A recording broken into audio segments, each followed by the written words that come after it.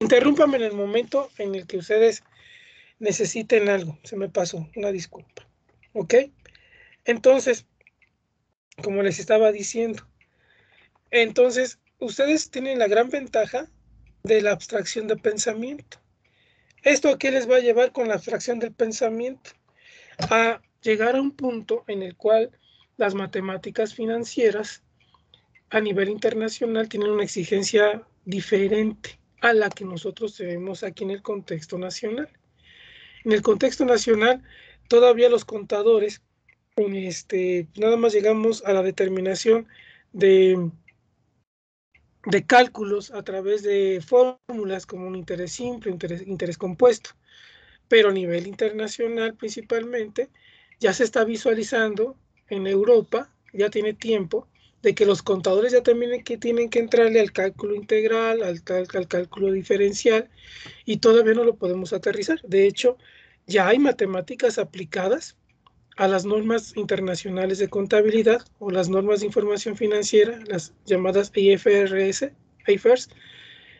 donde ya se visualiza toda una aplicación del cálculo integral y el diferencial para la determinación de algunos casos, como por ejemplo créditos, pensiones, que es más abstracto en su resultado en relación a lo que antes nosotros llevábamos a cabo. ¿Ok? Bien, entonces, teniendo la estructura, de acuerdo a los cambios que tenemos, en la parte de derechos, nosotros tenemos algo que es realmente la inversión. ¿Ok? Aquí lo que yo tengo es la inversión. Y lo que tengo acá no son obligaciones, sino que son fuentes de financiamiento. ¿Okay? Es una fuente de financiamiento porque aquí lo que yo voy a tener son conceptos como un proveedor. Existe obviamente la obligación del pago, pero lo que me está dando realmente es un financiamiento para que yo pueda ya sea comercializar o ya sea producir. ¿Ok? Entonces, ¿qué es lo que me va a estar proveyendo? Pues van a ser insumos o materias primas, ¿ok?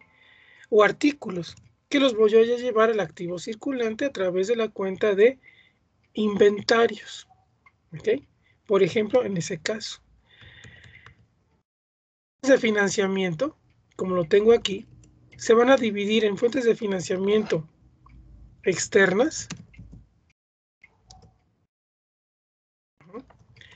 e internas. Y aquí es donde probablemente ustedes, y si no es que probablemente es porque realmente aquí ustedes en ocasiones tienen esa habilidad del entendimiento de lo que es el costo del dinero. Por eso entran en esta parte. ¿Verdad? Para nosotros, desde el punto de vista de la contaduría pública y de las finanzas, es el pago, el interés es el pago por el uso del dinero, pero ustedes saben que tiene un trasfondo más, ¿no?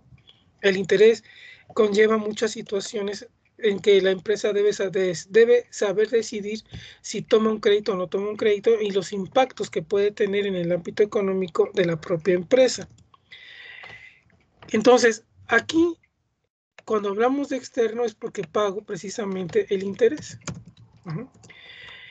¿Y qué pasa con la parte del financiamiento interno? Es que no hay un pago de intereses.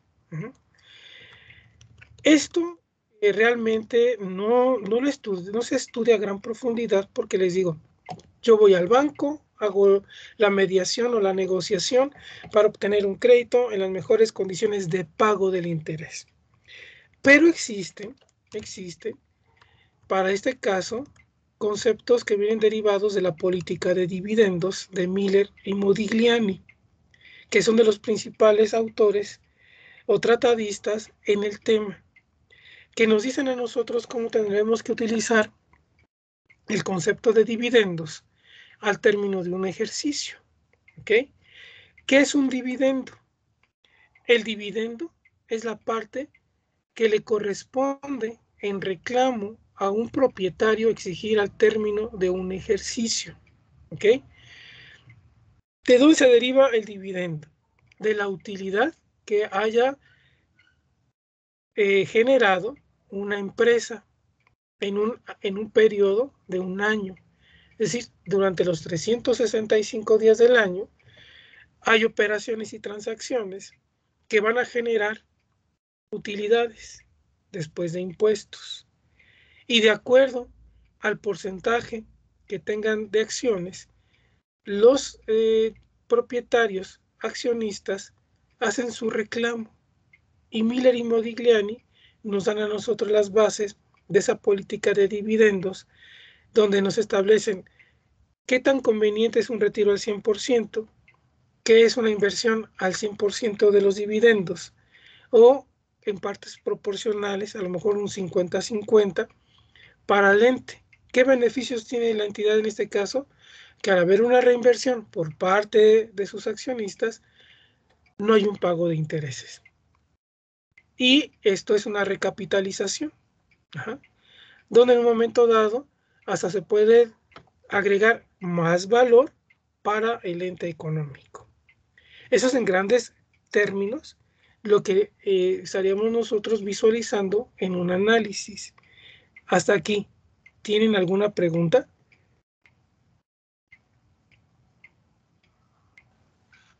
No.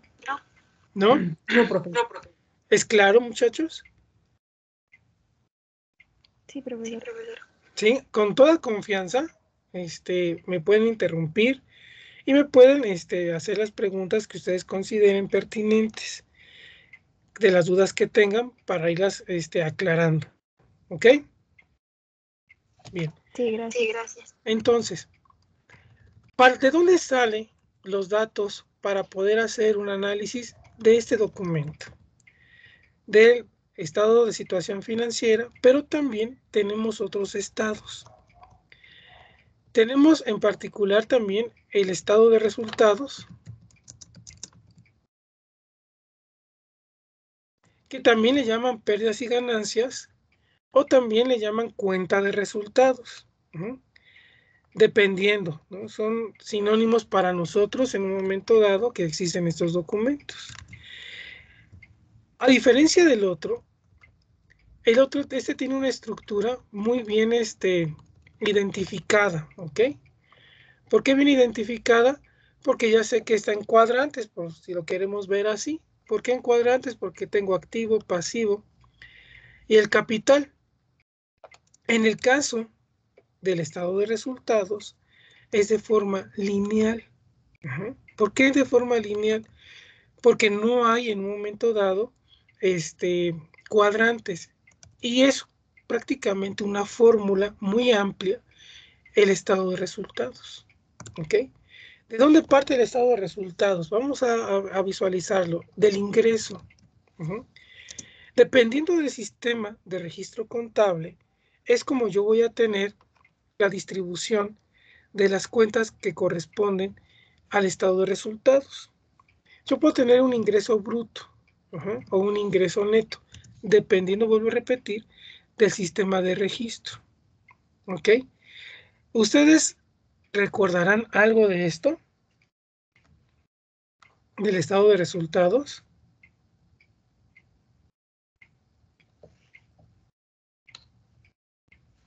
Si no mal recuerdo, eso es las ventas menos costos de ventas, ¿no? Ya no le denominamos ventas por norma, ¿ok? Es ingreso. Está bien lo que mencionas, solamente con la observación que ya no es venta. Al ingreso bruto se le tiene que restar conceptos que impactan directamente sobre ese ingreso para llegar al ingreso neto. ¿Qué es lo que tengo aquí? Las bonificaciones, por ejemplo. Puedo tener devoluciones. ¿Sobre qué? Sobre la venta que te va a impactar directamente al ingreso. ¿Ok? Las rebajas. ¿Sobre qué? Sobre la venta. Y que van a impactar en el ingreso. Todo esto se resta. ¿Ok? Todo esto se resta. ¿De quién? Del ingreso. ¿Vale? Para llegar como resultado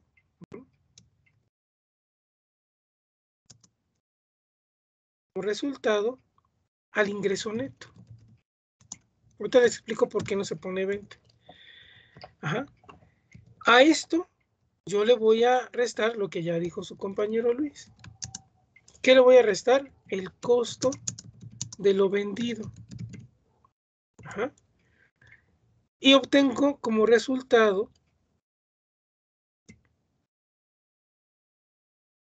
la utilidad bruta.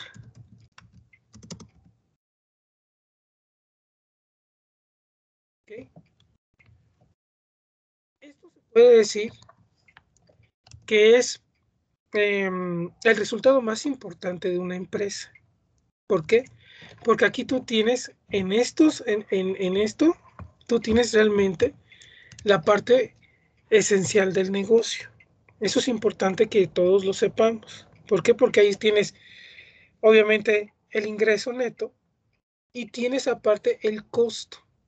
La contabilidad de costos no está integrada en la contabilidad general. Es importante que también lo sepan.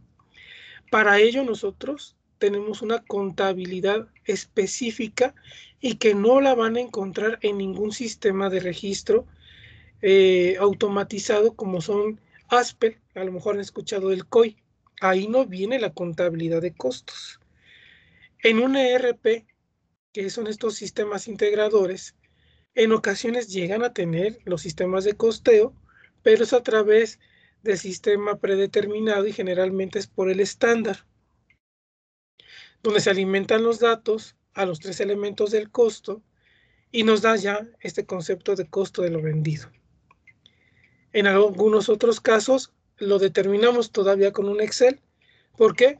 Porque como les repito, no está diseñado para llevarse en una contabilidad. No es parte de la contabilidad general también. En términos burdos, la contabilidad de costos no está integrada a la contabilidad general. Ese es un dato que nosotros tenemos que determinar de alguna manera por fuera, aunque tenemos metodologías para poder llevar a cabo y tenemos sistemas de registro para poder llevar a cabo lo que es esta contabilidad de costos. ¿Ok? Después de la utilidad bruta, que es el primer nivel de beneficio económico, lo que yo tengo son deducciones. ¿Uh? Y le pongo deducciones porque es lo que me permite en un momento dado, la parte de operación, restarle a la utilidad bruta, porque esta primera utilidad bruta es la primera base de impuesto. Si yo no tuviera gastos, si yo no tuviera otro tipo de situaciones que deducir, yo tendría que aplicarle a esa utilidad bruta la tasa impositiva del ISR. Y en su momento, a partir de esa utilidad bruta, también yo tendría que estar determinando el beneficio a los trabajadores, que es la PTU. Entonces, pues la empresa en un momento dado estaría con números muy altos de impuestos, nada más vean, un 34% sobre esa base, y todavía de esa base, a través de lo que es la utilidad fiscal, de determinar el porcentaje que corresponde, que es el 10% de, de la participación de los trabajadores en las utilidades. Entonces, todo este contexto que yo les estoy mencionando, es importante que un economista también lo visualice. Yo trabajo con economistas en este momento. En la empresa donde yo elaboro, tenemos de asesores a economistas que nos apoyan con análisis, como les mencionaba al inicio, de crecimiento orgánico, por ejemplo, que nos ayudan con la parte de determinar cuál sería la meta de ingresos para el ejercicio 2022, el análisis de lo que va sucediendo con las líneas de producción y de servicios que tenemos, me ayudan los economistas. No son los contadores. Probablemente si yo tuviera un financiero, a lo mejor lo estaría haciendo, pero el enfoque del economista para mí es muy importante porque sabe en un momento dado cuál es el comportamiento que puede tener esa macroeconomía que está haciendo presión a los factores de la producción en el sector en el que yo me desenvuelvo. Hace todo el análisis, inclusive el asesor que nos da a nosotros toda la infraestructura de economía diseñó junto con uno de nuestros colaboradores una canasta básica de acuerdo a los movimientos que tenemos dentro de la empresa. Ajá. Entonces el economista también entra en esto y es por ello que deben ustedes tener las herramientas para poder entender lo que es el análisis financiero desde ese punto de vista de la economía. Ahora, ¿qué opinan ustedes con esto que les estoy comentando? Quisiera escucharlos.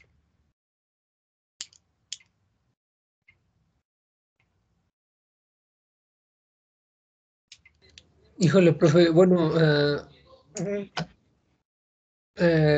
si bien un economista al menos considero que ve los aspectos más externos, porque por Ujú. ejemplo, o sea, yo soy auxiliar contable, Ajá. entonces siento que la contabilidad va más de la parte de una empresa y el economista más bien lo ve del lado en función de cómo se comporta la economía. Ujú. Pero, o sea, considero que ambas son fundamentales pues para que la empresa tenga menos pérdidas y más ganancias. Ok, Ahora bien. también yo no sabía esta parte de que se habían cambiado algunos conceptos.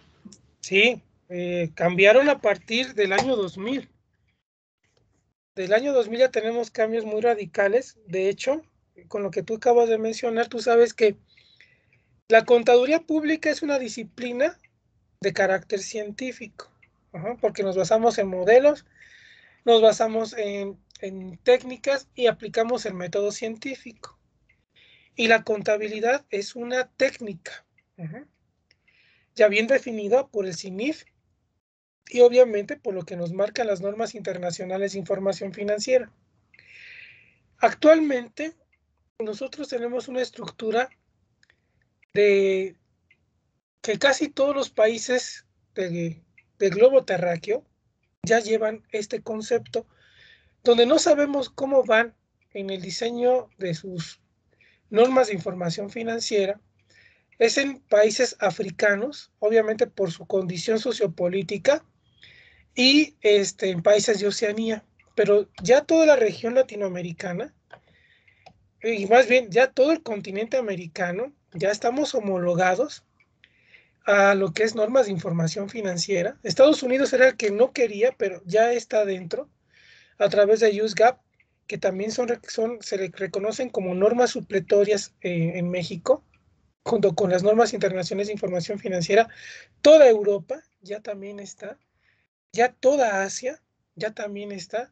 Lo único que les digo, nos falta conocer cómo está el estatus en África y en algunas regiones de Oceanía. ¿Qué se pretende con esto? Que la contabilidad pase a ese rango de ciencia, que tenga el concepto de carácter general.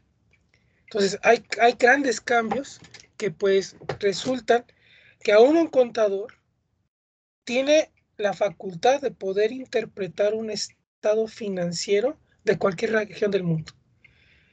Anteriormente era muy complicado porque México tenía sus propios principios contables que no empataban con los europeos. Era muy complicado eso y teníamos que aplicar supletoriedad para poder en un momento dado emitir una opinión, ajá, o poder visualizar la aplicación de la técnica contable en el resultado económico de la empresa. ¿Ok? Entonces, hay grandes cambios que tenemos nosotros, así como en la parte de auditoría. ¿Ok? Entonces, el economista, yo he trabajado con muchos economistas a nivel empresarial que han manejado, por ejemplo, la contabilidad de costos, no solamente en el rango de lo que vendría siendo un cargo y un abono, sino aplicando precisamente ese gran conocimiento que en mancuerna con el contador se pueden hacer grandes cosas y resolver situaciones que en un momento dado, pues para un contador pueden quedar limitadas y viceversa. O sea, somos una mancuerna entre ambos. que si es bien manejada, se puede llegar a grandes entendimientos. Ustedes saben que hay economistas que están en el sector financiero, hay contadores que están en el sector financiero, ajá, y que pues coadyuvan al crecimiento no solamente de un país, sino también de un ente económico. ¿Ok? Bien. Entonces, llegando a este punto, tengo la deducción. Y aquí lo que tengo en deducción son gastos, que realmente son los gastos generales. Los gastos generales, que antes se le llamaban gastos de operación, hoy son gastos generales. Tenemos la parte de los gastos de administración y los gastos de venta. Dándole estos gastos generales a la utilidad bruta, esto se resta. Lo que yo voy a obtener es una utilidad operativa. ¿Okay? Cabe destacar que estos gastos de administración y estos gastos de venta, desde el punto de vista de la contabilidad, se le conoce como costos no inventariables.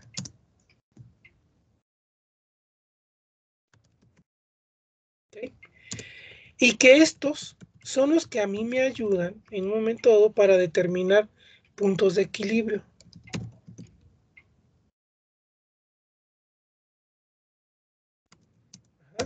Que ustedes saben, si han de recordar, que en el punto de equilibrio, que lo llegamos nosotros a estudiar también en la parte de economía, y también lo estudiamos nosotros en la parte de costos para la toma de decisiones, necesitamos el ingreso, que es nuestra venta, y proyectamos los costos fijos y los costos variables, donde se intercede a través de las pendientes, tenemos el punto medio y obtenemos nosotros un resultado que nos dice que la empresa en ese momento ni pierde ni gana. Ese tipo de situaciones, muchachos, es importante dentro de un análisis. ¿Por qué es importante dentro del análisis? Porque aquí me está diciendo cuánto tengo que producir, cuánto tengo que hacer para poder llegar no solamente al equilibrio, porque lo que busca un accionista, es obtener un beneficio económico. Y obviamente, ¿para quién? Tanto para él como para su carga fabril. ¿Ok? Entonces, desmenuzando esto que les estoy diciendo, tienen que ir visualizando cómo ustedes tendrán que interferir en este análisis. Si bien ya nosotros tenemos, de acuerdo a normatividad, razones financieras a través del análisis vertical, también tenemos otras opciones de análisis, que es lo que en un momento dado ustedes tienen que resolver. Y por eso es que tienen que conocer los estados financieros. Ahora sí, Luis, ¿cómo ves tú, Luis Francisco? ¿Cómo ves ahora este enfoque que te estoy platicando?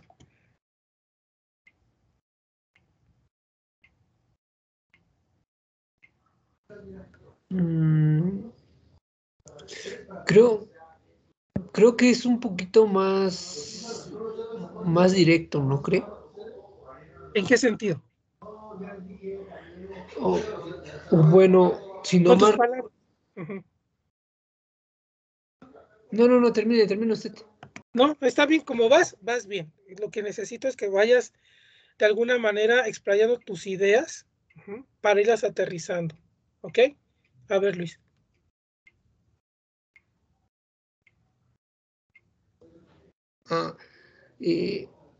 Pues, sí, o sea, como le dije, creo que es un poco más directo. Yo me acuerdo que al menos cuando iba a mi bachillerato me ponían a hacer un montón de ejercicios de estados de resultados Ajá, y pues como le digo, ha cambiado un poco. sí. Pero yo creo que con la práctica, ¿no, profe? También digo, hace mucho tiempo que pues, no practico la contabilidad. Ajá. Pero me dices que ahorita estás como auxiliar contable, ¿no? No. O sea, soy auxiliar contable, más todavía no estoy trabajando, laborando. Ah, ok. ¿En qué trabajas? Bueno, yo tengo un local de tamalitos. Ajá. Y ahí aplicas, ¿no? Todo lo que muchas cosas tendrías que aplicar de lo que estamos platicando. Tú sabes tu punto de equilibrio. Sí, Ujú. Sabes de alguna manera que tú tienes un estado de resultados. Ajá. ¿Haces economía o no haces economía en donde estás? sí, sí, la economía sí la aplico, más por la ley Es, de rendimientos decrecientes. Por ejemplo, ajá, yo pensaba que haciendo 17 kilos de harina, o bueno, por ejemplo, regularmente hago 12 kilos, y uno ajá, piensa que por hacer 15 kilos más ganas lo mismo, pero en realidad no. ajá. O sea, sí llega un punto donde hacer más nos está, pues, creando pérdidas. Y bueno, más que nada pérdidas no, sino yo creo que sería energía. Porque vender tamales, elaborar tamales no es como que muy laborioso, pero sí es muy energético. Entonces yo siento como que se pueden ahorrar tiempos, nos podemos ahorrar energía y pues ya es como que la aplicación. Ok, muy bien. Entonces, con lo que tú me estás diciendo, hay una aplicación de la técnica que tú conoces de la economía, ¿vale? Ya me estás diciendo, hay una carga fabril ahí mismo, hay una carga económica y estás correlacionando de alguna manera la producción, que es un tema propio de ustedes como economistas, ¿no? Y que en las empresas se requiere de ese análisis. Es por eso que tenemos nosotros que conllevar estos conceptos al terreno de trabajo. Lo que tú acabas de hacer es una clave tan importante porque en el examen EGEL o en el examen que vayas que te toque elaborar o responder, te va a ayudar. ¿Por qué? Porque ya tienes ese pensamiento abstracto de lo que tú puedes llevar a cabo. Esa es una de las claves. Ajá. Muy bien. Me parece muy acertado eso de que ya estés aplicando esto. Digo, tú ya sabes ahorita con lo que me acabas de decir cuánto es lo que tú tienes que tener de materias primas, cuánto es tu fuerza laboral y cuánto es lo que tú tienes que hacer en gastos indirectos. Bueno, eso es lo que vamos a plasmar en un estado financiero, como el estado de resultados. ¿Ok? Y donde yo voy a conocer las eficiencias operativas, nada más que traducidas en números. Probablemente lo que tú haces a través de la economía es ver la eficiencia productiva. Relacionando estos conceptos, entonces es cuando haces ese match que yo les decía, que entre economistas, contadores, financieros y administradores hacemos ese equilibrio para que la empresa pueda tener mejores resultados en relación a la forma de gestión.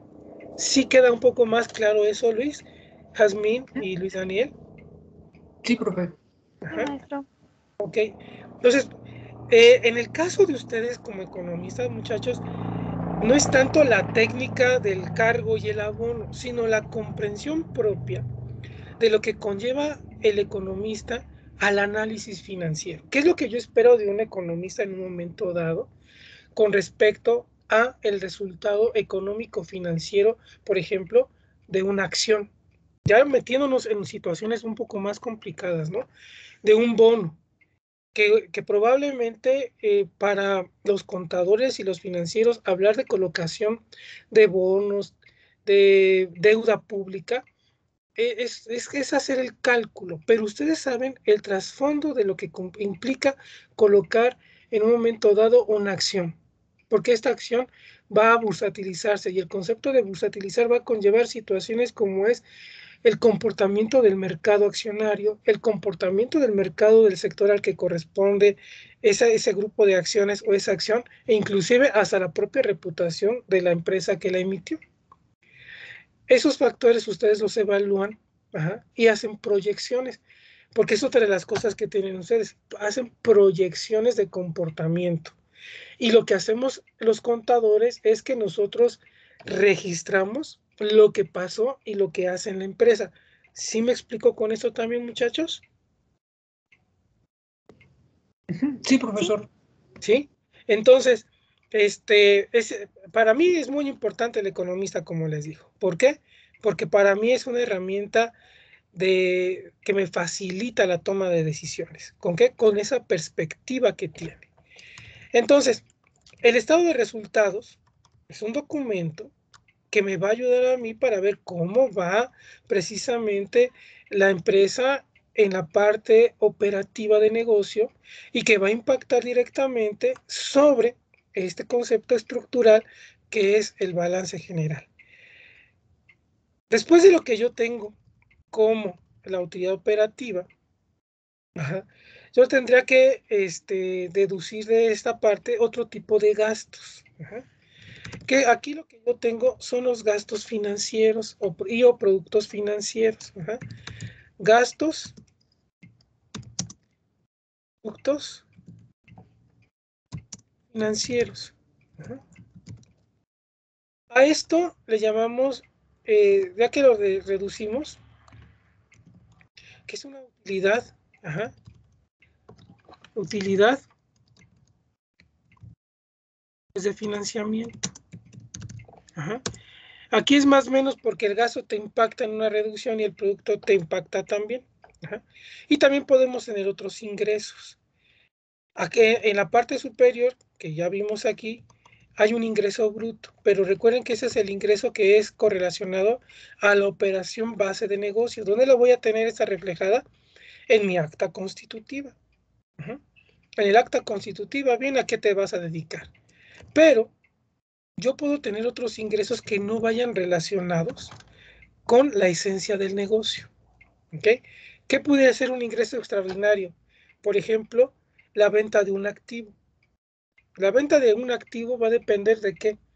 De situaciones en las cuales que a lo mejor puede ser que yo haya cambiado de activos y lo vaya a vender, porque ya no es funcional, pero a lo mejor para otro sector, para otra entidad económica sí funcione, ¿no? Hay activos que por su propia naturaleza pierden vigencia en 1 o 2 años, y eso es por los cambios tecnológicos. Entonces, aquí, ¿qué es lo que hago? Contablemente lo deprecio aceleradamente siempre y cuando la autoridad me lo permita, porque también hay candados en ese sentido.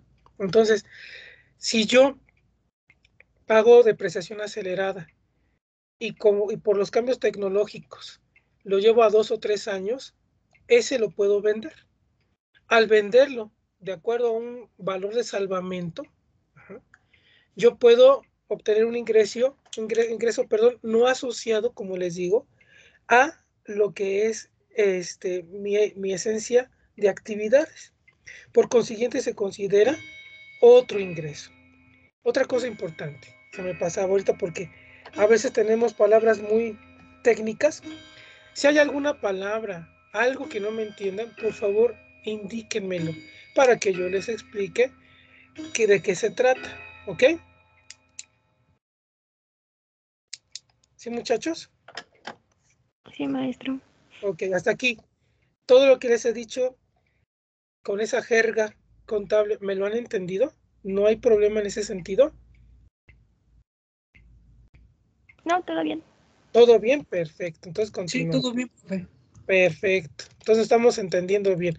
Estamos hablando en términos económicos. Bien. Entonces, ya que tengo esto, yo voy a deducir algo que son los impuestos. Lo que es el ISR y el IVA. ¿Ok? Algunos consideran la PTU, pero la PTU no es un impuesto. La PTU, de hecho, ya por estructura, se dice que no debe estar en este rango, sino pasarse a nivel de gasto. Y es lo correcto. ¿Por qué la PTU no es? Porque la PTU es la participación de los trabajadores en las utilidades y va a determinarse a partir de la utilidad fiscal. Un fiscalista determina el nivel de beneficio fiscal que se tiene, ¿ok? De ese beneficio fiscal se extrae un 10% a repartir entre los trabajadores, solamente trabajadores, ¿ok? No pueden entrar aquí ni mandos medios ni mandos superiores, porque la ley es muy clara en ese sentido. La ley federal del trabajo dice que solamente es tu base fabril la que debe recibir este beneficio. ¿Y en qué base, en base a qué lo vas a calcular? A los días trabajados, las horas trabajadas. La PTU, ¿por qué la meten ahí? Porque, como dicen, que se determina a través del resultado fiscal, impacta fiscalmente, pero no es así. Realmente lo que yo tengo que deducir nada más sería esta parte de lo que es el ISR y el IVA. Esto se deduce, ¿ok? El resultado, yo tendría aquí, es la utilidad, pérdida, ajá, la utilidad o pérdida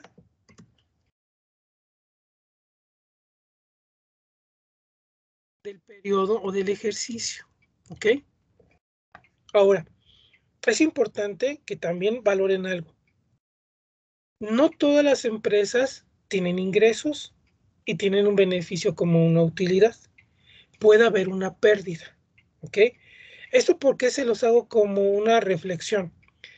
Porque si en un momento dado tienen un ejercicio y en el ejercicio viene que da pérdida, no hay que espantarse, porque luego pensamos que la pérdida es que está mal hecho mi ejercicio, porque siempre en la escuela me han enseñado que todo tiene que dar utilidad o tiene que dar un número positivo. No es así. Y ustedes lo saben, más que nada como economistas cuando están trabajando con sus modelos económicos. Puede ser decreciente o en un momento dado puede ser creciente. Entonces, ¿puedo generar valor o no puedo generar valor para la organización? He aquí donde también ustedes tienen que tener mucho cuidado en la lectura de lo que estén llevando a cabo en un resultado de un ejercicio o en su momento la lectura sobre algún caso o alguna cuestión teórica que les pidan. Mucha atención en eso. El examen que van a presentar es abstracto en el sentido de la redacción en la cómo se está configurando la pregunta. Mucho detenimiento, obviamente que no te puedes llevar tanto tiempo. Hay que leer rápidamente, identificar las palabras clave para poder dar respuesta a lo que me están cuestionando. ¿Ok? Eso es como un tip adelantándome yo. Y bueno, estos son los estados financieros, dos de los estados financieros básicos que yo tengo que conocer principalmente para hacer mi análisis. ¿Okay? Están otros estados, que es el estado de flujos,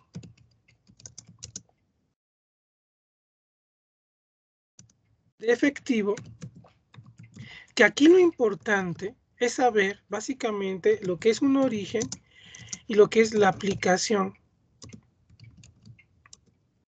de recursos. Ajá. Aquí es un análisis financiero también donde yo voy a ver tres tipos de actividades. Actividades, operación, actividades de financiamiento y actividades de inversión. Y aquí yo les podría decir que si realmente la banca pusiese atención, ese sería el estado financiero más importante y no el balance. ¿Por qué no el balance? Porque el balance es estático. Y en este caso, el estado de flujos de efectivo es dinámico. Y me está diciendo cómo la entidad económica se ha comportado en estos tres rangos, que es la parte de operación, financiamiento e inversión. Y yo veo cómo se ha movido ese circulante de efectivo durante todas las actividades de operación. Esto lo quiero ver así porque en un momento cuando lleguemos a la definición de lo que es la contabilidad, ustedes comprendan esos cambios que hemos tenido, pues prácticamente desde que se instaura en México el Consejo Mexicano para la Investigación y el Desarrollo de las Normas de Información Financiera y por qué estamos en este contexto ahora global. Ajá. Después del estado de flujos de efectivo tengo el estado de cambios a capital contable. Este básicamente es un estado muy sencillo, donde lo que se van a ver son los movimientos que se han tenido por parte de los dueños, accionistas o propietarios en relación a la utilidad y a las reservas principalmente. Eso en un periodo determinado. ¿Ok? Y Lo que también vamos a tener aquí como referente son las notas a estados financieros. Ajá. ¿Qué es una nota de estados financieros? Bueno, es una referencia donde me van a hacer advertencias o en un momento dado van a hacer aclaraciones para que yo pueda comprender la lectura precisamente de esos estados financieros. Cada uno de esos estados financieros tiene una norma particular. Las normas particulares se van a encontrar en la serie B, ¿okay?, de las normas de información financiera. La parte de la serie C son a conceptos muy específicos de los estados financieros y la serie D aplica a problemas de determinación de resultados y la serie E es hacia actividades específicas en algunos sectores. Como les digo, son normas de aplicación que nosotros tenemos que llevar a cabo dentro de una contabilidad general y para poder llevarla al ámbito financiero. Como yo les decía, ¿por qué es importante que lo conozca el economista? Porque también influye directamente en el análisis de negocios. Hasta aquí. ¿Alguna pregunta?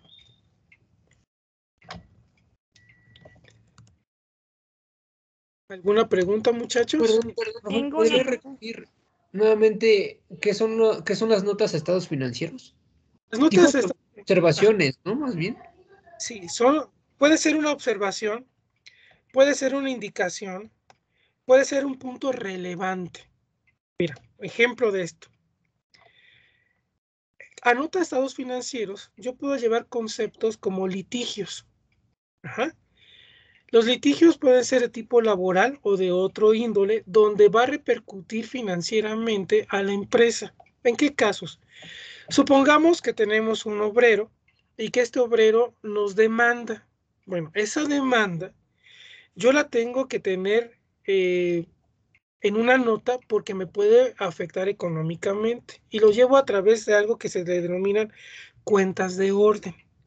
Las cuentas de orden son aquellas cuentas que solamente se utilizan para notificación y que no afectan la estructura financiera. ¿Ok? ¿Cuándo me van a afectar? Pues cuando ya se dé un momento dado la aplicación por parte del juez, que él ya haya determinado, dictaminado, que el trabajador ganó y ganó lo que el perito calificador, que en este caso generalmente es un actuario, determina de la demanda.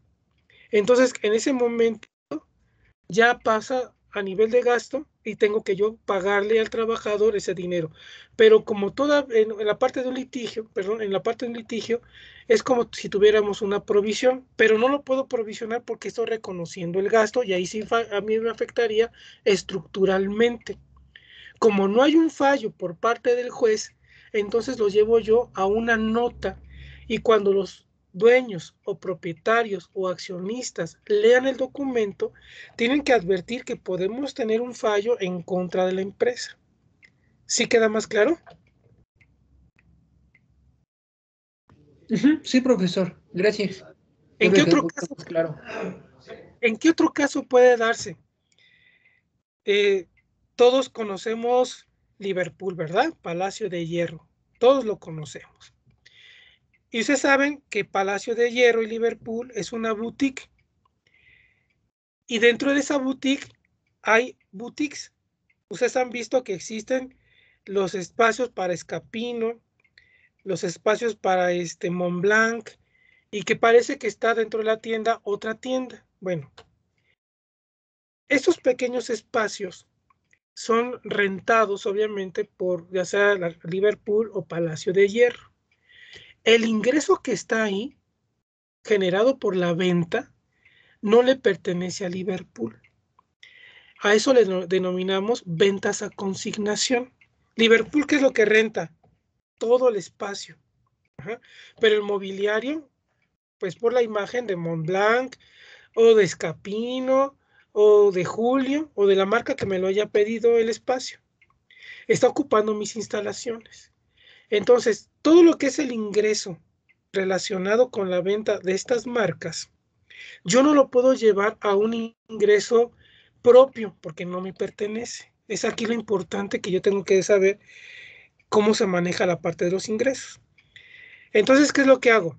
Al mes, si yo tengo estipulado por contrato que los cortes se hacen de manera mensual, al mes yo tengo que decirle a Montblanc o a la marca que tenga yo renta de espacio, le tengo que dar su dinero, ¿ok? Pero yo no lo tengo registrado dentro de las ventas generales mías, sino lo que lo voy a llevar a cuentas de orden.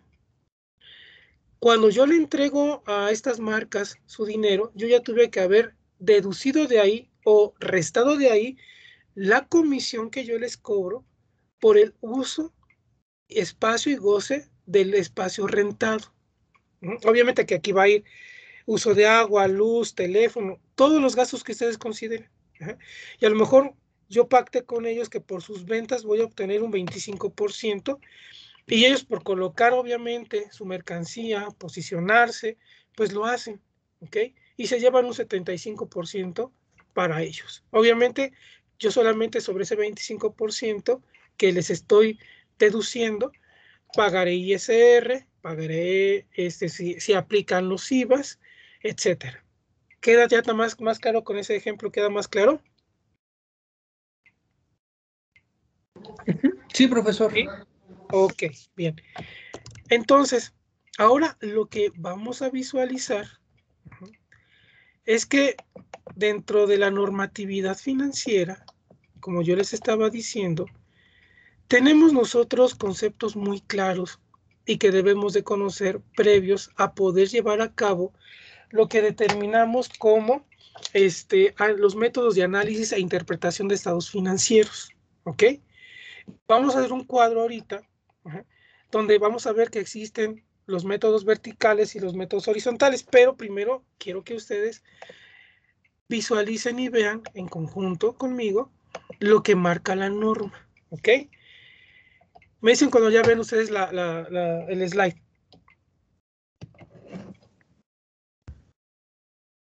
¿Ya lo pueden ver? Ya, maestro. Ok. Ya, Bien. profe. Entonces, vean, miren. Toda organización, para poder considerar el desarrollo de su sistema confiable y oportuno y relevante, que esto es son parte de las características de la información financiera, debe de conllevar los sistemas de información de tipo cuantitativo, que esto es la contabilidad, la cual va a satisfacer a diferentes usuarios, de los cuales requieren información financiera. ¿Para qué? Para tomar decisiones. Básicamente para eso nosotros hacemos el análisis financiero. De acuerdo a la NIF A1, ¿sale?, emitida por el Consejo Mexicano para la Investigación y el Desarrollo de las Normas de Información Financiera, establece que la contabilidad es una técnica que se utiliza para el registro de operaciones que afectan económicamente a una entidad y que produce sistemática y estructuradamente información financiera. Digamos que es el preámbulo importante que yo debo de considerar en relación a que es un sistema estructurado que genera información.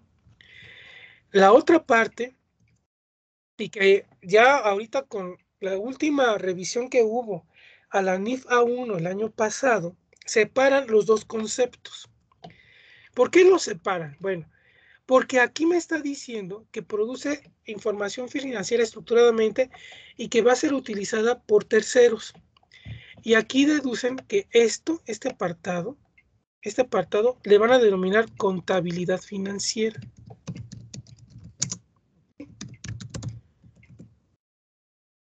Nosotros que advertir entonces que ahora en las empresas, en los negocios, en el gobierno, existen dos tipos de contabilidad derivada de la contabilidad general, que es la contabilidad financiera. ¿Ok? Dice que aparte de esto, las operaciones que afectan económicamente a una entidad incluyen las transacciones, las transformaciones internas y otros eventos. ¿Qué me quiere decir esto? Entonces, hay operaciones de tipo económico-financiero que se van a traducir en una transacción, que eso puede ser con terceros, por ejemplo, la negociación con proveedores, la negociación con clientes, y hay en efecto de transformación. El efecto de transformación es la producción, ¿vale? Que el contador tiene que visualizar como el efecto de la contabilidad de costos. ¿Ok? Tú como economista tienes que visualizar ahora entonces que los factores de la producción intervienen aquí. Tú como economista, es algo de lo que yo he aprendido de ellos, es que visualizan precisamente los factores de la producción, hacerlos óptimos. Yo contador lo que hago es el registro precisamente de esa parte de la optimización. Y es un juego muy interesante e importante. Yo ahorita traigo un proyecto que ya lo estoy consolidando con la parte de ingeniería y economía que me ayudan a mí para poder hacer toda la estructura de costeo de servicios.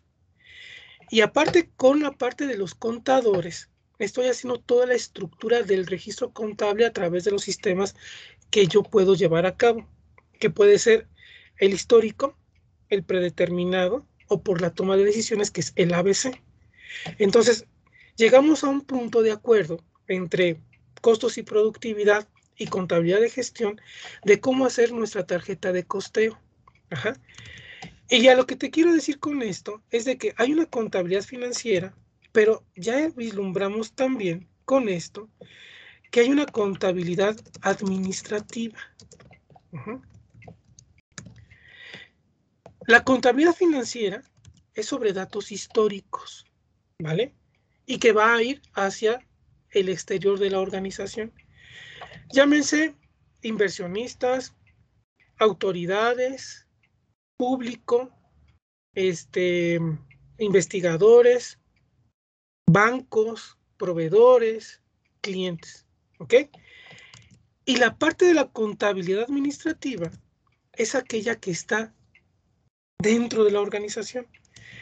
La administrativa ya es sobre un hecho histórico, ya pasó, es decir, ya terminó, por ejemplo, enero, y los estados financieros son históricos. Y con la parte de la contabilidad administrativa es lo que está pasando en este momento. Yo me meto a piso, que es la parte de producción, y puedo visualizar cómo se está dando el comportamiento de la mano de obra, el comportamiento de la logística de los insumos. Si en un momento dado en insumos tengo desperdicios, producción defectuosa, averiada, etcétera, o caducos en un momento dado. Y de los gastos indirectos de fabricación, cómo están siendo controlados y manejados para que no haya desviaciones. Y aquí es lo interesante, que ustedes también entren en el análisis de desviaciones. Es por eso que en un momento dado ustedes tienen que tener esa visualización de detalle de lo que pasa con la estructura financiera. Ajá. ¿Alguna pregunta con esto? No, profe. No, ninguna. ¿No? Tú, Luis Daniel, eres el más callado. No, profe, todo bien. ¿Todo bien? Entonces Sí, todo bien, profe. el día del examen no va a haber problema.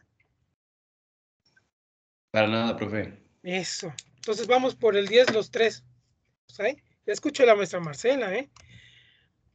Bien.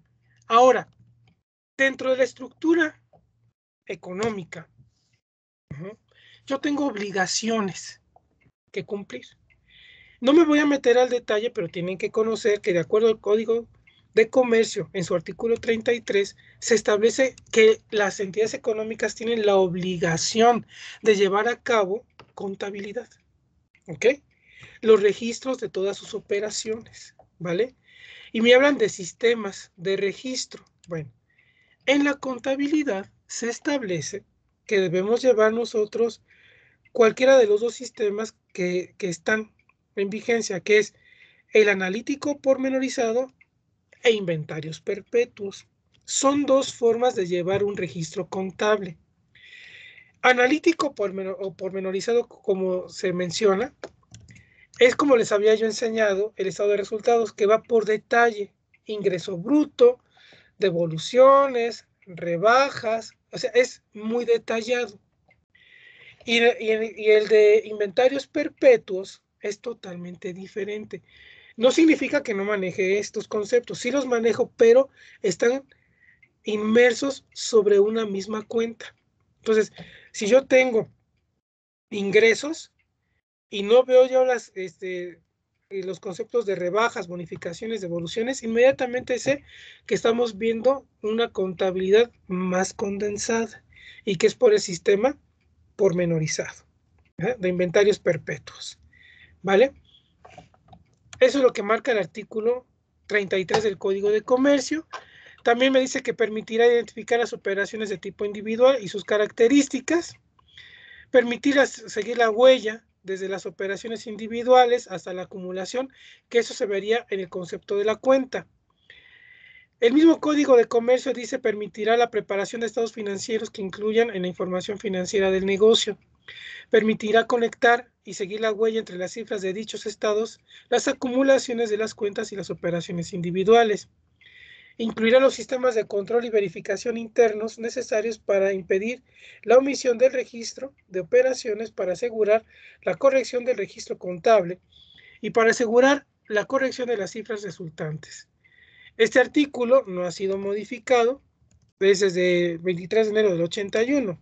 Es la parte que todavía no corrige la propia autoridad ante los cambios inmersos que tenemos en otros aspectos. Ahora, el artículo 28 del Código Fiscal de la Federación habla de las disposiciones fiscales para poder llevar a cabo una contabilidad. Es más específico. ¿Por qué? Porque me dice qué documentos tengo que llevar o papeles tengo que llevar dentro de una contabilidad. La contabilidad tiene que estar integrada por el libro diario, el mayor, los sistemas de registro contables, papeles de trabajo, estados de cuenta, cuentas especiales para sectores específicos, que ya les había mencionado que la NIF, en la serie E, habla de sectores como es el agropecuario, la civicultura, la ganadería, etcétera. Ahí es donde se hacen esos tratamientos contables. Los libros y registros sociales también es parte de la contabilidad. Otros aspectos, el control de inventarios a través de inventarios perpetuos, analítico o mercancías generales. Aquí ya no se le llama método de evaluación, ahora es fórmula, es fórmula de asignación de costos conforme a la NIF C4, que ya solamente utilizamos el PEPS, el promedio, el identificado o detallista. Anteriormente nosotros manejábamos el sistema, el método de evaluación UEPS, últimas entradas, primeras salidas. Ya no lo utilizamos por recomendaciones por parte de la OCDE y por el IASC a nivel internacional, y por ser un país miembro de la OCDE, no ocupamos ya UEPS. Fuimos el último país de este grupo, de este organismo internacional, donde optamos por ya no utilizar el WEPS. ¿Por qué no utilizamos el WEPS? Porque el beneficio era para el contribuyente y pagaba menos impuestos. Por tanto, el erario federal se veía afectado. Esa fue la recomendación, y pues nosotros ahora ya no aplicamos ese método de evaluar. También nos notifica que nosotros tenemos que llevar la contabilidad a través de discos, cintas y cualquier otro medio procesable de almacenamiento de datos. Equipos o sistemas electrónicos de registro fiscal. Tenemos que tener los documentos que respalden los registros contables, y tenemos que llevar documentación e información relacionada con el cumplimiento de las disposiciones fiscales que acrediten el ingreso y las deducciones que la ley obligue u otras obliguen, y que tiene que estar todo esto dentro del domicilio fiscal. Asimismo, los registros o asientos que integren la contabilidad se llevarán a cabo por medios electrónicos, como ya habíamos visto. Deberá estar la documentación en el domicilio fiscal del contribuyente, y se ingresará de manera mensual la información contable a través del buzón tributario del Sistema de Administración Tributaria, que es un organismo descentralizado de la Secretaría de Hacienda y Crédito Público. Los efectos financieros. Hoy en día, todos nos estamos enfocando en la contabilidad financiera. Por ello debemos abordar la actual normatividad que rige el marco contable. Para que la información financiera resulte confiable y adecuada, nos podemos no podemos dejar de respetar las normas de información financiera en el aspecto local de México. ¿Okay? La NIF A1, Información Financiera, un marco conceptual, que emana de la contabilidad integrada por información de tipo cuantitativo, expresada en unidades monetarias, y descriptiva, información cualitativa, que muestra la posición y desempeño financiero de una entidad, siendo su objetivo esencial ser útil al usuario general en la toma de sus decisiones de tipo económico. Hasta aquí. ¿Alguna pregunta?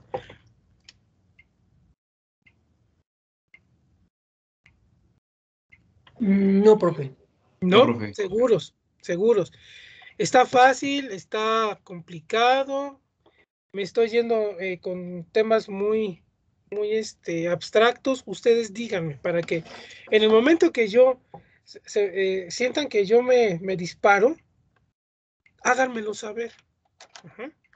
Porque también a veces nos emocionamos cuando estamos dando pues un tema, ajá, o porque ya lo dominamos o cualquier situación. Entonces es importante que me digan, deténgase, necesito que lo revisemos porque no lo comprendo, porque me quedan dudas. ¿De acuerdo?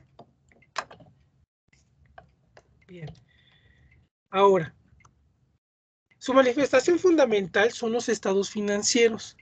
Se enfocan esencialmente para proveer información que permita evaluar el desenvolvimiento de la entidad, así como en proporcionar elementos de juicio para estimar el comportamiento futuro de los flujos de efectivo, entre otros aspectos.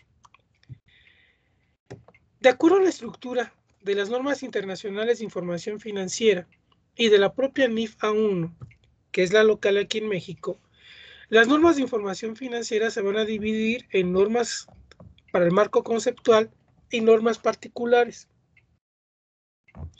En el aspecto básico, en el marco conceptual, yo tengo los postulados básicos, necesidad de los usuarios en la información financiera, características cualitativas de los estados financieros, elementos básicos de los estados financieros, reconocimiento y evaluación, presentación y revelación, y la parte de la supletoriedad. Básicamente esto es el apartado de la serie A. Si yo comprendo y entiendo la serie A, ya los demás son sencillos. ¿Por qué? Porque todos los demás, todas las demás normas hacen referencia a alguno de los puntos que se tratan en la serie A. Las normas particulares van a estar enfocadas hacia el reconocimiento y entendimiento de los postulados básicos. Ajá, por ejemplo, ¿sí? Que ahí me van a decir cómo se tienen que hacer los registros. ¿Ok? ¿Qué otra cosa tengo aquí? Bueno, lo que también voy a tener ahí en mi estructura es la parte que debo considerar como conceptos específicos, ¿sí? La parte que va hacia problemas de determinación de resultados. Ajá. Tengo la parte de sectores especializados, que son las otras series que yo les comentaba. ¿Ok? Luego, yo voy a tener que hay un apartado que me habla de los usuarios internos y los usuarios externos. Los usuarios internos son aquellos que están en la empresa y que manejan la información en la actividad corriente de negocio. Y tengo los externos, que son aquellos que están fuera de la organización y que se les va a proporcionar información histórica, como ya se los había mencionado. ¿Ok?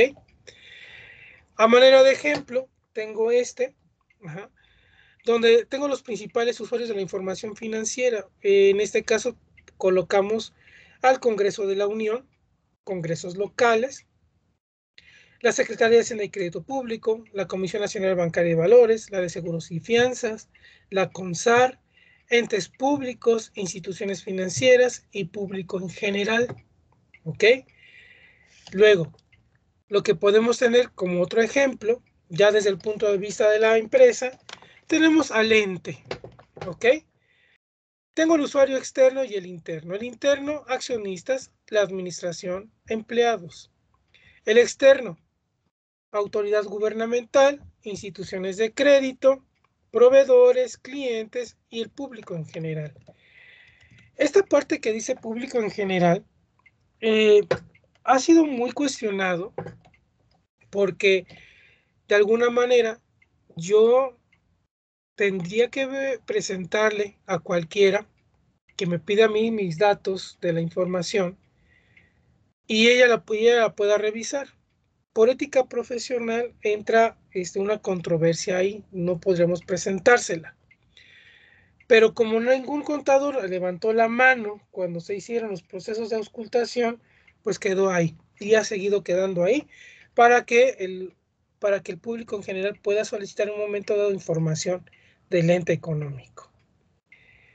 Posteriormente a esto vienen las descripciones de qué es un accionista o un dueño, quiénes son los patrocinadores, quiénes son los organismos de supervisión y vigilancia, qué es un administrador, acreedores, empleados, clientes, quiénes son las unidades gubernamentales, los contribuyentes de impuestos, organismos reguladores, otros usuarios. Ajá. Eso no entro en detalle porque eso ustedes no se los irían a preguntar. Lo dejaríamos por si ustedes quieren en un momento dado revisarlo a detalle, pero pues por las mismas palabras es muy fácil de identificar de qué se trata, pero no es un asunto propio que venga para ustedes, es solamente conocimiento adicional. Lo que sí tenemos que ver es ese concepto que les comenté a ustedes de contabilidad financiera y contabilidad administrativa. Ajá. Entonces, tenemos dentro de la contabilidad ahora dos ramas, como yo les mencionaba. El sistema de información de una empresa orientado hacia la elaboración de información externa, dando énfasis a los aspectos históricos y considerando los principios de contabilidad generalmente aceptados. Este concepto lo dejo así, como principios de contabilidad generalmente aceptados, porque a nivel internacional es como se identifican. En el caso de México, nosotros lo vamos a reconocer como las normas de información financiera, ¿ok? Como normas de información financiera. Es como yo lo voy a estar reconociendo a través de los postulados básicos, ¿ok?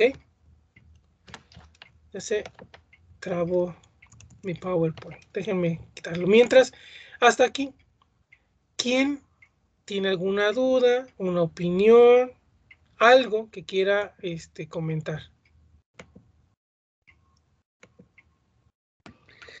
Profesor, yo tengo una pregunta. ¿Las Adelante. diapositivas las va a subir a la plataforma?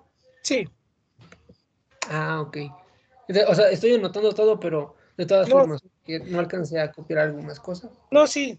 Haz tu apunte. Eso es importante, que hagas tu apunte. Ajá. Para que lo puedas tú visualizar, pues, de qué se trata todo esto, ¿no? Ajá. Pero no, yo les subo todo esto. No se preocupen. En ese sentido, no hay ningún problema.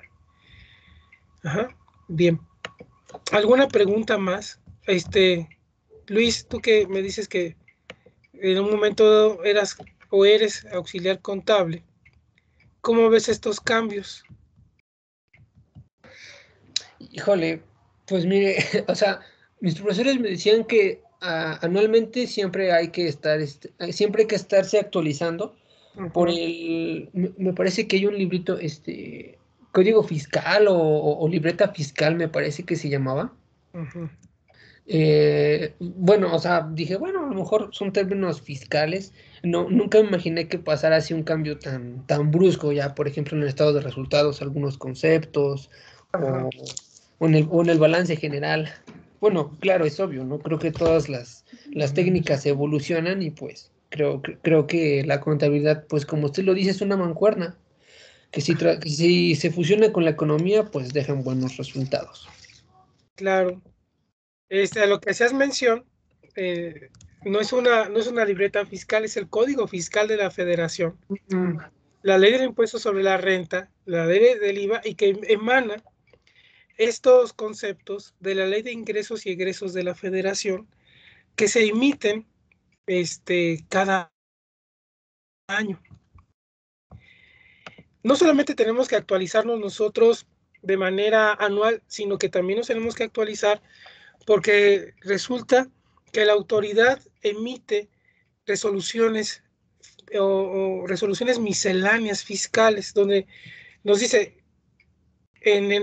para enero vamos a aplicar esto, pero se dan cuenta que está mal o que les faltó y le agregan, ¿no? Y eso es a través de resolución miscelánea y que es publicada a través del diario oficial. Es como también lo hace el Instituto Mexicano del Seguro Social al momento de emitir el concepto de acuerdos de consejo técnico, que es un acuerdo de consejo técnico precisamente los cambios que pudiesen haber algunas circunstancias en el manejo propio de la parte de las contribuciones por aportaciones de seguridad social que le retienen a un trabajador o que le retienen a un empleado, ¿sí? Entonces, pues todo esto nosotros tenemos que tener de conocimiento. Y pues ese es el punto interesante de todos estos cambios que hemos tenido en los últimos años, ¿sale? Entonces la contabilidad ha cambiado básicamente, ¿no? Ha cambiado radicalmente y pues para ustedes en el contexto de su estudio pues necesitan visualizarlo. ¿Ahí ven la presentación? Sí. Ok, bien. Ya vamos aquí, en esta parte. Y la contabilidad administrativa es un sistema de información de una empresa orientado hacia la elaboración de informes de tipo interno que facilitan las funciones de la planeación, el control y la toma de decisiones. Ajá. Ahora bien, lo que rige el marco de registro contable va a ser a través de estos conceptos que tenemos aquí y que están reflejados en los movimientos que van a estar en el estado de situación financiera, en el estado de resultados, en el estado de flujos y en el estado del capital contable. Tenemos la sustancia económica que obliga a la captación de la esencia económica, entidad económica identifica y delimita al ente, devengación contable, asociación de costo y gasto con ingreso, valuación, dualidad económica, que aquí es el reconocimiento de las transacciones que lleva a cabo una entidad económica. El negocio en marcha asume la continuidad del ente económico durante un tiempo. Y la consistencia, que como viene su palabra, es que debes de ser constante, consistente en tu forma de registro, en tu forma de gestión, y que tiene que permitirte a ti llevar a cabo la comparabilidad o comparar contra otros periodos. Los postulados básicos son fundamentos que rigen el ambiente bajo el cual debe operar el sistema de información contable y surgen como generalizaciones o abstracciones del entorno económico en el que se desenvuelve el sistema de información contable. Se derivan de la experiencia de las formas de pensamiento y hábitos impuestos por la práctica de los negocios. Se aplican en congruencia con los objetivos de la información financiera y sus características cualitativas. Voy a explicarles brevemente los postulados básicos para que vean que aquí es la base del registro y la base de análisis. La sustancia económica especifica que debe prevalecer el reconocimiento contable, su realidad económica y no solo en atención a su forma jurídica, cuando una y otra no coincidan. ¿Qué significa esto? Que primero prevalece el hecho económico y después el hecho jurídico. Algo que vamos a decir que tenemos una interrelación, los contadores, es también con los abogados. Estamos prácticamente en medio nosotros. Con el abogado tenemos mucha interacción. ¿Por qué? Porque también nosotros manejamos leyes y tenemos que tener el entendimiento jurídico y la interpretación misma. En el ámbito jurídico, pues tenemos nosotros la aplicación de las leyes impositivas que tienen que ver con las contribuciones. Tenemos que ver con la parte mercantil, con la parte civil, la administrativa, la constitucional. la laboral. Y por eso tenemos una relación muy estrecha. Por ende, debemos entender nosotros por qué primero es un hecho económico y después un hecho jurídico. ¿Por qué es primero hecho económico? Porque primero haces la operación, por ejemplo, de una compra-venta. Primero haces esa operación de comprar o vender. El hecho jurídico viene posterior a eso que vendría siendo el contrato. O sea, yo defino primero qué voy a vender, qué voy a comprar y cuáles son las condiciones. Y posteriormente lo plasmo a través del documento jurídico. Otro ejemplo podría ser, yo compro, por ejemplo, una laptop y lo primero que hice fue el desenvolvimiento del efectivo o del crédito para adjudicarme el bien. En el momento que yo obtengo el bien, yo puedo obtener una garantía de servicio, una garantía de uso, una garantía del producto. Si yo exijo estas por alguna circunstancia, ejerzo el hecho jurídico. ¿Ok? Por eso es que dice el postulado, sustancia económica. Primero es el efecto económico y después el hecho jurídico. Aunque ambas pueden estar al mismo tiempo. ¿Ok? Entidad económica lo determina como la unidad identificable que realiza actividades económicas constituidas por una combinación de recursos humanos, materiales y financieros. Es decir, es la propia organización en sí. Entonces, cuando tú ves un ente económico con sus actividades, por ejemplo, lo que hace su compañero en su negocio como emprendedor, ahí tiene sustancia económica. Él sabe que tiene recursos humanos, recursos materiales y recursos financieros. La combinación de estos tres es la entidad económica.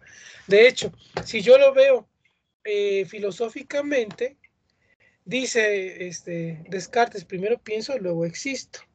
Ese es el fundamento que me da mi origen al concepto de entidad, la parte en la cual yo le doy esa identificación a través de estos factores que hacen que el negocio en marcha esté trabajando.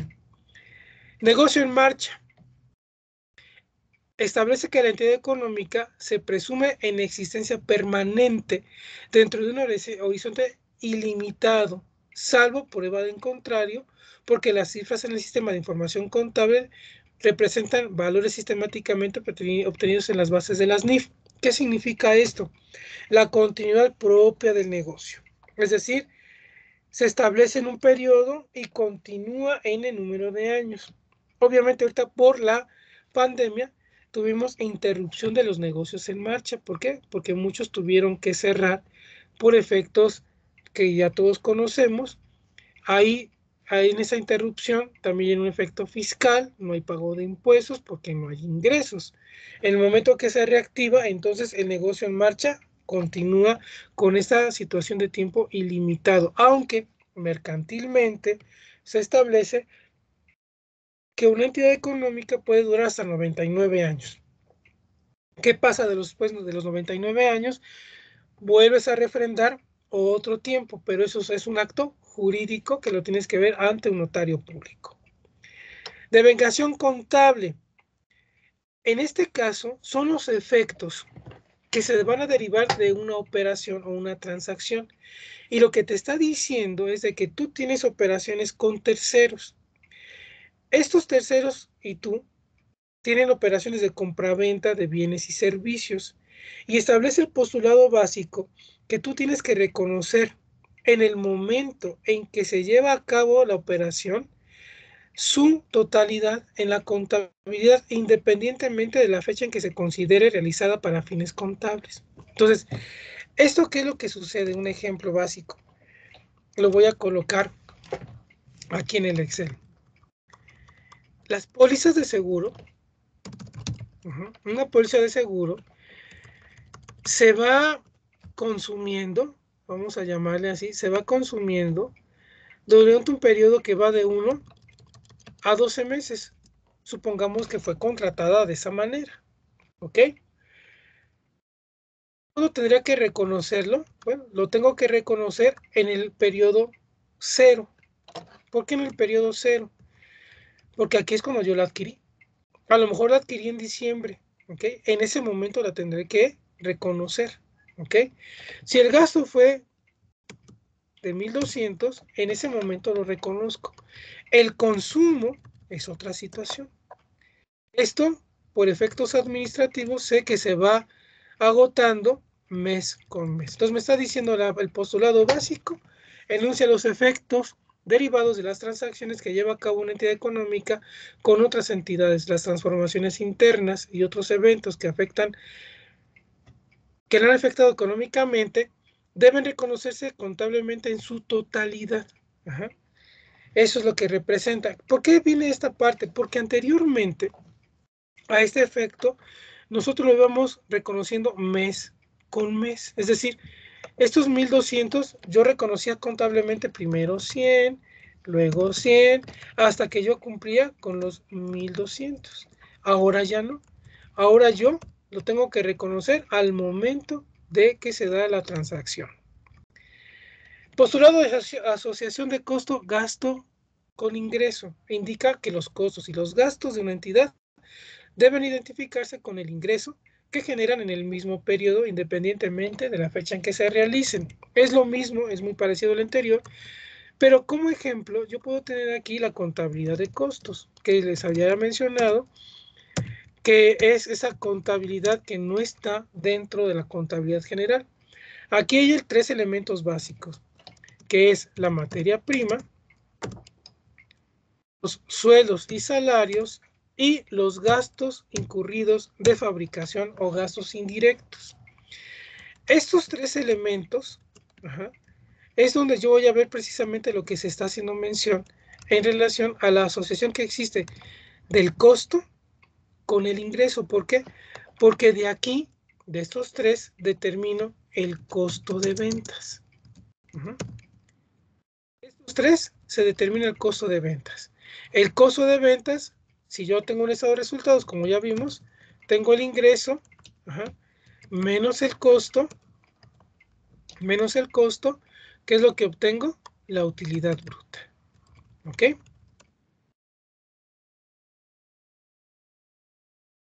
La utilidad bruta. El costo entonces proviene de ¿dónde? De la materia prima, sueldos y salarios y gastos indirectos. Y determina el costo de venta. Recuerden que esto es para empresas de transformación, pero también lo puedo llevar a cabo en empresas de servicios o en aquellas empresas que en un momento dado solamente comercializan. Ahora bien, la evaluación indica que los efectos financieros derivados de las operaciones que lleva a cabo una entidad, así como de otros eventos que le afectan económicamente, deben cuantificarse en términos monetarios a los atributos del elemento a ser evaluado, con el fin de captar el valor económico más objetivo de los activos netos. Aquí es donde yo les comentaba en un principio que esa abstracción que ustedes tienen es muy útil. ¿Por qué? Porque tengo que llevar a pesos de valor real, a valor presente, a valor futuro, el valor económico de la empresa. ¿Ok? Y que es de los cambios que tenemos actualmente en la aplicación de las matemáticas. Dualidad económica lo describe de la siguiente manera: la estructura financiera de una entidad económica está constituida por los recursos de los que dispone para la consecución de sus fines, generar valor, y por las fuentes para obtener dichos recursos. Y eso lo vimos al principio. Al principio yo les expliqué la estructura del estado de situación financiera, donde yo lo que tengo aquí es la parte de la inversión y aquí tengo la parte de las fuentes de financiamiento. ¿Ok? Luego la parte de la consistencia establece, en el postulado básico de la consistencia menciona que el ente, que ante la existencia de operaciones similares en una entidad debe corresponder un mismo tratamiento contable, el cual debe permanecer a través del tiempo, en tanto no cambie la esencia económica de las operaciones. Es decir, si yo hago una suma, por ejemplo, muy sencillo, muy burdo, de una manera, debe permanecer esa misma forma en el tiempo. No puedo cambiarla. ¿Para qué? Para que se cumpla la consistencia y en su momento dado el efecto de la comparabilidad. ¿Ok? Hasta aquí. ¿Alguna pregunta?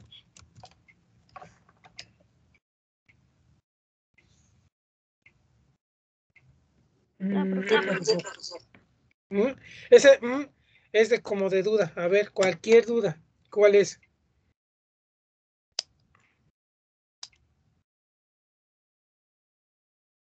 ¿Seguros? ¿No hay dudas? Bien.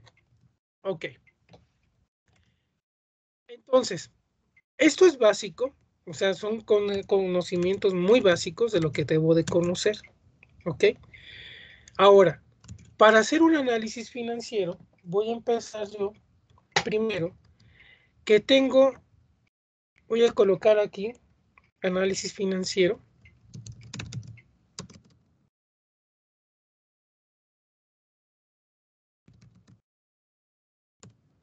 En el análisis financiero, primero yo voy a tener lo que es el análisis vertical. Esto se va a hacer a través de los estados financieros que ya les he estado explicando. El análisis vertical, a su vez, se va a dividir por razones. Las razones financieras actualmente están en la NIF A3, en el A3, apéndice C. Ahí es donde las van a encontrar. Ya están determinadas. Anteriormente, pues consultábamos a algunos autores para poder determinar cuáles eran. Hay infinidad de razones financieras y tienen un objetivo que es el análisis. ¿Ok? Las razones financieras, a su vez, se van a dividir en simples. Ajá. Que es proporción o cociente.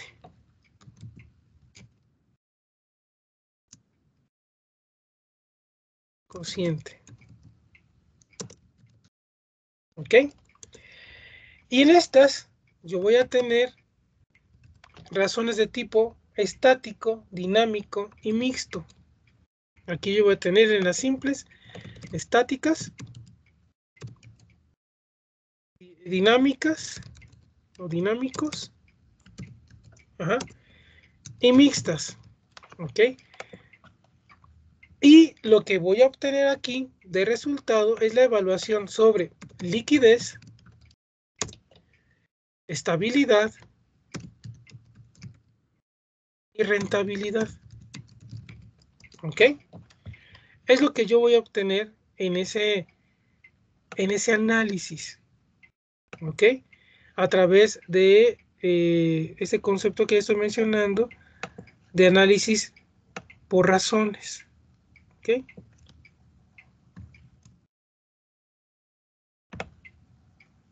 Vamos a ponerle sus llaves para ir separando. Y tengo yo, después de las simples, tengo las razones estándar.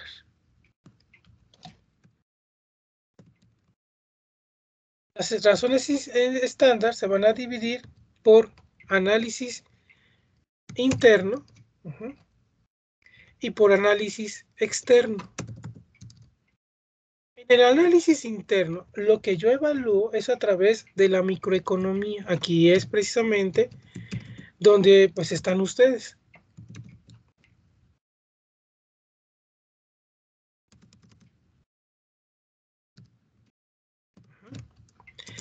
Y en la externa está la macroeconomía, ¿vale?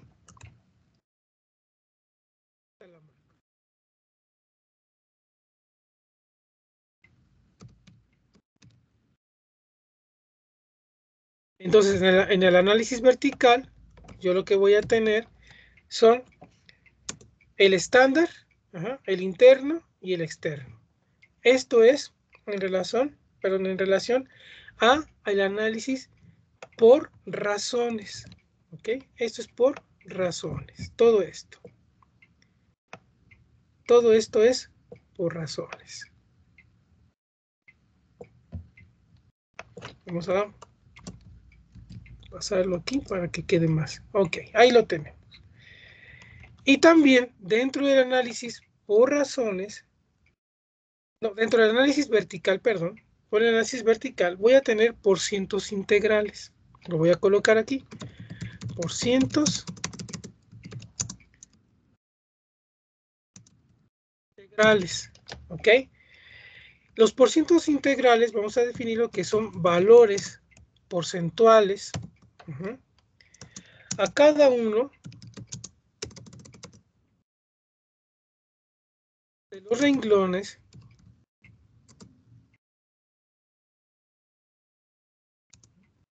del balance o del estado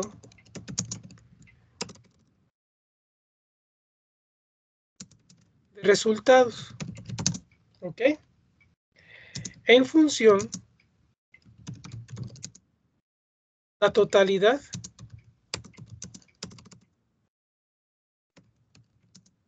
de estos, ¿ok? Este es el análisis, este tipo de análisis por porcientos integrales es el, digamos, el más usual, ¿ok? Es el que más en un momento dado se ve en las empresas. O el siguiente sería por razones financieras. Este casi no lo ocupamos, el estándar, ese casi no lo ocupamos. Ese sería tal vez más de aplicación a entes públicos, ¿ok? Después del análisis vertical, voy a tener el análisis horizontal.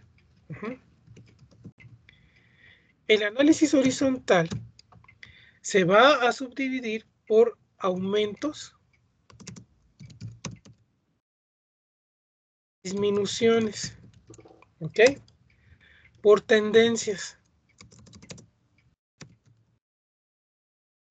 y por control presupuestal.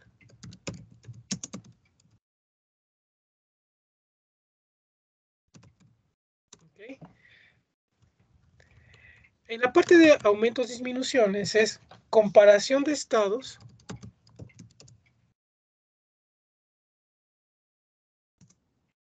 de mes a mes, trimestre a trimestre. Ahí vamos viendo cómo se va comportando el estado de situación en un momento dado, y aquí solamente que se toma uno como base. O sea, es un análisis de comparación básicamente, y vamos viendo cómo ha ido decreciendo o cómo ha ido aumentando por tendencias. Manejar más estados,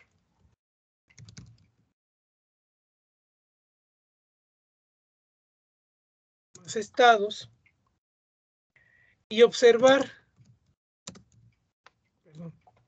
más estados y observar la tendencia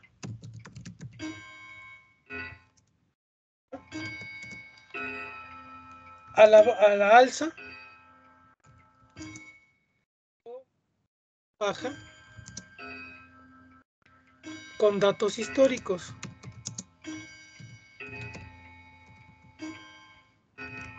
¿Ok? Y el control presupuestal hace referencia a comparación real y un presupuestado o un presupuestal.